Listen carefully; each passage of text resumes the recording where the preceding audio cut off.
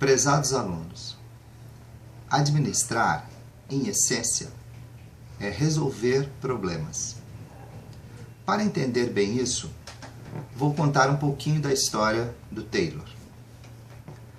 Frederick Winslow Taylor nasceu na Pensilvânia em 20 de março de 1856. Ele não era pobre, a família também não era muito rica, mas ele estudou em bons colégios, frequentou boas escolas. No entanto, houve um problema sério nos Estados Unidos. Houve uma crise econômica. E em 1873, com 18 anos, ele foi obrigado a abandonar os estudos. Em seguida, procurou trabalho. Mas, por causa da crise econômica, ele só conseguiu um trabalho como operário. Ele foi trabalhar na Midvale Steel Company. Mas ele era um operário extremamente dedicado e também teve sorte. Pouco depois de ter entrado na empresa, um contador foi demitido por roubo e várias pessoas foram promovidas, inclusive ele, porque era extremamente dedicado e por ser reconhecido entre os seus chefes como um operário excelente, ele acabou sendo chefe de grupo, ou chefe de setor. E passou a ser torneiro e até mais tarde chefe dos torneiros. Um fato interessante dessa época da vida dele é que certa vez houve um entupimento nos esgotos da fábrica. E as pessoas que trabalhavam com isso, que eram os limpadores, entraram pelo esgoto e tentaram de todos os jeitos consertar a tubulação, desobstruir a tubulação, e não conseguiram. E voltaram para dizer, não tem jeito, não tem solução.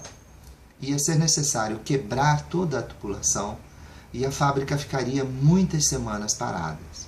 Todas as pessoas teriam prejuízo com isso, porque eles ganhavam pela produção. Taylor, então, simplesmente resolveu que ele mesmo ia dar um jeito no problema. E entrou pela tubulação do esgoto e sozinho conseguiu desobstruir. Isso significou milhares e milhares de dólares de economia para a empresa. Administrar é resolver problemas. Em 1880, Taylor já estava melhor de vida, já estava trabalhando como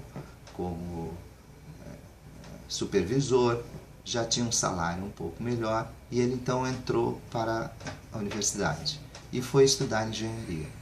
Ele se formou em apenas 5 anos.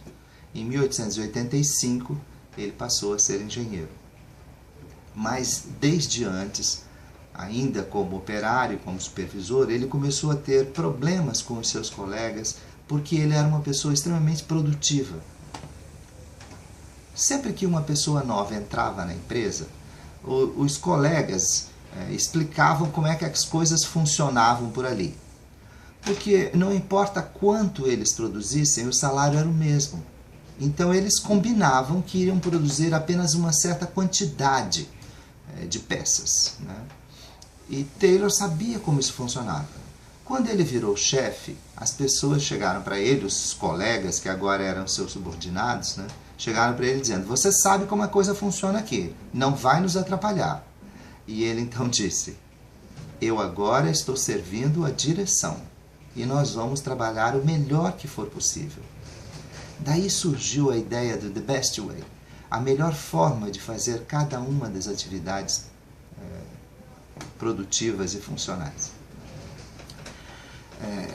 Com 23 anos, no seu primeiro ano como capataz, ele inventou um processo novo para cortar aço.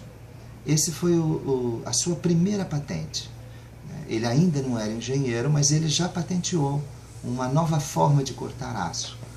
Ele foi uma pessoa extremamente produtiva em criar novas formas de trabalho e patentear muitos projetos para a indústria, especialmente metalúrgica. Ele tem mais de 50 patentes em processos industriais e metalúrgicos em seu próprio nome. Em 1881, ele já na faculdade, ele conseguiu, por causa da sua grande industriosidade, que os seus chefes permitissem que ele estudasse os procedimentos dos funcionários e quanto tempo demorava para se fazer cada tarefa, né? Daí surgiu a ideia de entender o tempo para cada tarefa. Mais tarde, Gilbert desenvolveu o estudo dos movimentos para realizar melhor cada tarefa. Todo o estudo de tempos e movimentos começou então com Taylor, antes dele se formar como engenheiro. A carreira do Taylor foi surpreendente. Em 6 anos, ele saiu de operário para engenheiro-chefe ou engenheiro sênior. Quantas pessoas têm capacidade de atingir esse nível de competência? Não são muitas. Mas isso gerou para o Taylor uma série de problemas, especialmente porque ele queria que as pessoas trabalhassem o melhor que podiam. E os seus colegas diziam que era melhor fazer cera, porque quanto mais eles trabalhassem, mais o capitalista, dono da fábrica, ganhava, porque o salário deles era igual. Isso fez com que Taylor procurasse um mecanismo de remuneração e pagamento que valesse a pena, tanto para os donos da indústria quanto para os trabalhadores. Acontece que Taylor acabou tendo problemas muito sérios e foi processado quando ele trabalhava numa empresa no arsenal de Watertown. Ele acabou sendo processado várias vezes e ele perdeu em primeira instância, em segunda instância, exatamente por causa de questões nesse sentido contra os sindicatos dos metalúrgicos. Mas o seu empenho em resolver e apresentar e mostrar de forma racional como ele estava fazendo a coisa certa o levou até a Suprema Corte dos Estados Unidos. Na Suprema Corte dos Estados Unidos, Taylor fez um discurso e apresentou uma ideia explicando como é que ele pensava que o trabalho podia ser melhor executado. O discurso de Taylor na Suprema Corte se tornou um exemplo de explicar como funciona a administração. E ele, mais tarde, publicou esse discurso como um livro chamado Princípios da Administração Científica. O livro de Taylor me parece um texto obrigatório para todo mundo que estuda administração. Todo administrador deveria entender e aprender com Taylor, porque muitas pessoas criticam Taylor até hoje, dizendo que Taylor não tinha preocupação como trabalhador e a sua única ideia era cuidar da produção e que o trabalhador era visto como uma máquina. E isso não é verdadeiro. Taylor se preocupava com as pessoas, ele queria que as pessoas ganhassem mais, se sentissem bem no trabalho, ele tinha essa ideia. Por exemplo, ele descobriu que as pessoas quando trabalhavam como operários ou peões na fábrica, ao chegar um carregamento de minério de ferro, por exemplo, que é uma espécie de uma areia extremamente pesada, eles usavam uma pá que era a mesma usada quando eles descarregavam carvão.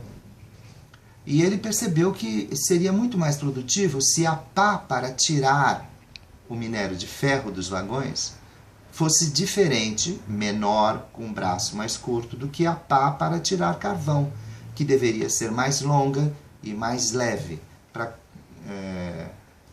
poder carregar uma maior quantidade do material. Ele patenteou vários modelos de pá, né? o que mostra a sua industriosidade e a sua preocupação de que as pessoas se sentissem bem em qualquer trabalho que estivessem fazendo, né? A ideia de que Taylor era um sujeito que pensava no homem apenas como uma máquina é uma ideia errada.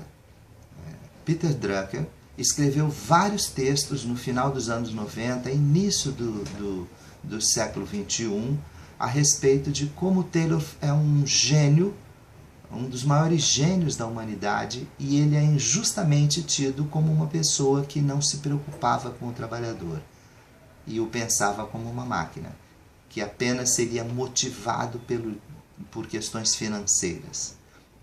Essa ideia está errada, como disse Peter Drucker, e se nós entendemos e aprendemos a respeito da história de Taylor, nós podemos concordar com isso. Eu também acredito que Taylor foi um dos maiores gênios da humanidade. Assim como Marx, tratando de história, de economia, foi um dos grandes gênios do final do século XIX. Freud foi um dos maiores gênios ao tratar da psicologia. A pessoa que tratou do trabalho foi Taylor. E ele explicou como a coisa funciona. Ele entendeu e nos trouxe a maneira melhor de explicar como administrar resolver problemas.